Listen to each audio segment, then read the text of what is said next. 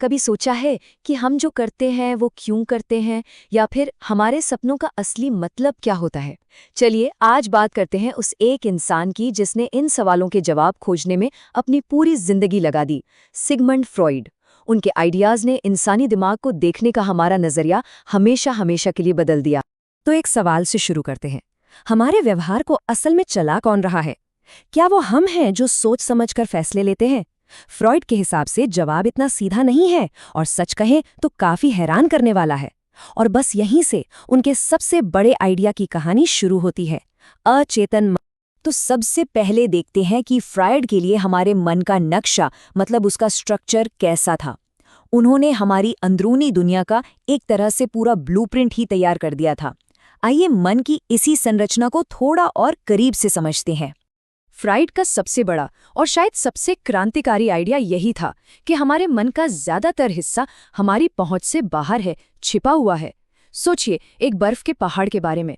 हमें तो बस उसकी चोटी दिखती है, असली विशाल हिस्सा तो पानी के नीचे है। इसी छिपे हुए हिस्से को उन्होंने कहा अचेतन मन, एक ऐसी जगह जहां हमारी सारी दबी हुई इच्छाएं, डर और यादें रहती हैं और पर्दे के पीछे से हमें कंट्रोल करती हैं। इसे और आसान बनाने के लिए फ्रॉइड ने मन को 3 लेवल्स में बांटा।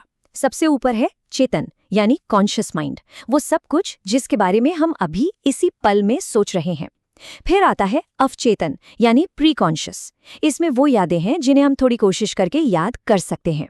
और सबसे नीचे है सबसे गहरा, सबसे रहस्यमयी हिस्सा, अचेतन, यानी अनकॉन्शियस, जहां हमारी छिपी हुई दुनिया बसती।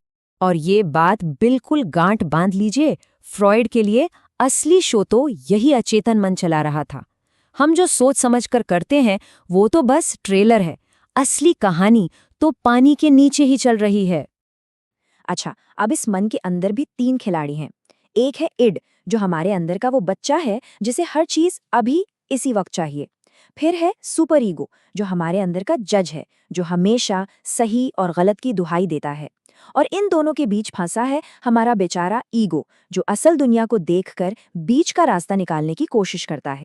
तो सवाल ये है कि ये इतना कॉम्प्लेक्स मन बनता कैसे है? फ्रॉइड का मानना था कि हमारी पर्सनालिटी की नींव बचपन में ही पड़ जाती है, और ये एक तय रास्ते से होकर गुजरती है, जिसे उन्होंने विकास के 5 चरणों में समझाया है। इससे कहते हैं मनोलैंगिक विकास का सिद्धांत। फ्रॉइड का मानना था कि हमारी पर्सनैलिटी इन 5 स्टेजेस से होकर गुजरती है, ओरल, एनल, फैलिक, लेटेंसी और फिर जेनिटल स्टेज। हर स्टेज एक अलग उम्र से जुड़ी है और हर स्टेज पर एक नया चैलेंज होता है जो मिलकर हमें वो इंसान बनाता है जो हम आज हैं। अब हमारे पास मन का एक नक्शा तो है, पर तब क्या होता है जब इस सिस्टम में कोई गड़बड़ हो जाए, जब हमारे अंदर ही एक लड़ाई छिड़ जाए? यहीं पर एंट्री होती है चिंता की, और उन तरीकों की जिनसे हमारा मन खुद को बचाता है। सोचिए आपका इड चीख रहा है कि मुझे केक खाना है, और आपका सुपर ईगो लेक्चर दे रहा है कि ये हेल्दी नहीं है। ये जो अंदर की खींचतान है ना, यही तनाव पैदा करती है। इसी तनाव को फ्रॉइड ने चिंता कहा। तो फिर मन इससे निपटता कैसे है? फ्रॉइड के मुताबिक ये चिंता भी 3 तरह की होती है। एक है वास्तविक चिंता, जो असल दुनिया के खतरों से होती है, जैसे सामने से आती हुई तेज गाड़ी को देखकर डरना। दूसरी है तंत्रिकात्मक चिंता, मतलब ये डर कि कहीं हमारा इड हम पर हावी ना हो जाए। और तीसरी है नैतिक चिंता, यानी वो गिल्ट वाली फीलिंग जब हम अपने ही बनाए नियमों को तोड़ देते हैं। और इस चिंता से बचने के लिए हमारा ईगो कुछ कह सकते हैं कि सीक्रेट हथियारों का इस्तेमाल करता है। इन्हें कहते हैं रक्षा युक्तियां या डिफेंस मैकेनिज्म्स।